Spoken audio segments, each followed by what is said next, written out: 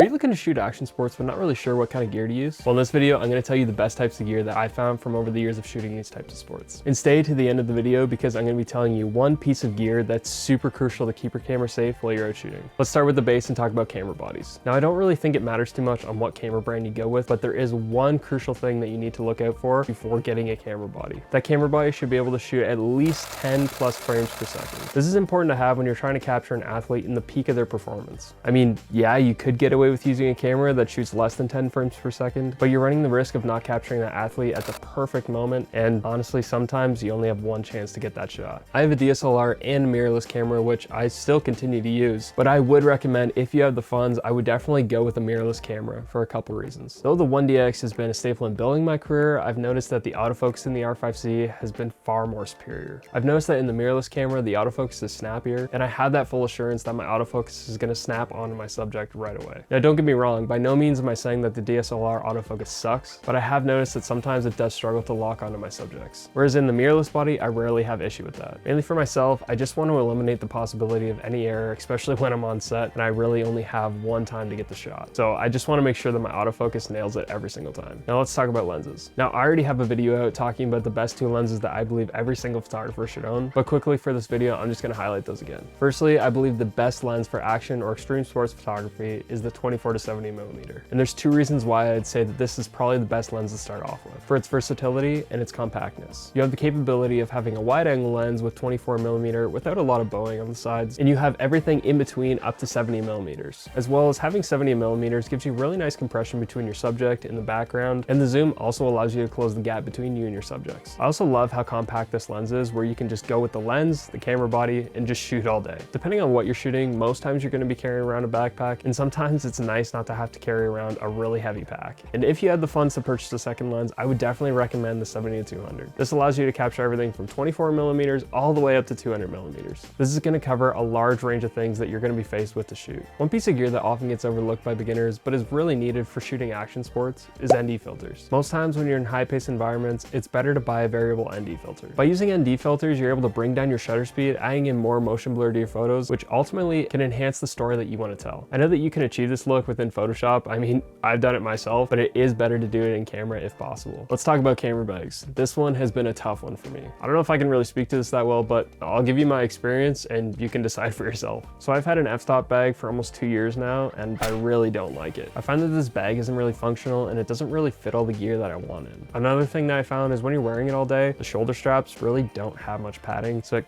kind of kills your shoulders. The bag that I will be changing over to is the Shimoda Action X50. And the reason why I haven't made this jump already is just because the priority of finances. But there are three main reasons why I like this bag. You have a wider opening to remove or store gear. There's also better functionality, like being able to have a pocket that holds your cell phone. I mean, that was one thing that I get super frustrated with out there, is when I want to take a video, I gotta open up my bag or open up a zipper. It's just super annoying. And lastly, there's better padding support. There's a few people that I know that own these bags right now, and they have only good things to say about them. They truly are made for those that are living in the action. Lastly, as promised, what's the best tool I use to keep my camera safe while I'm shooting? I use the clutch strap by Peak Design. I've grown to love this tool because it gives me a sense of security while I'm out shooting, that if I lose my grip, I'm not going to lose my camera. Now, I do use the quick release strap by Peak Design, but honestly, sometimes I find that it gets in the way, and most of the times I'm honestly just taking it off just because I find that I shoot better without it. So that's where the clutch strap comes in, because it's a really nice compromise where I feel like I have some form of safety when I'm out shooting. In my opinion, over the years of shooting, these have been the best tools I've found to get the job done in high-paced scenarios. Now, I know that high-ticket items need a whole lot more thought when it comes to making a decision. So if you need a little bit more information about what lenses to buy, you can watch this video here where I show you some real-world examples of this lens in action. I'll see you over in that video.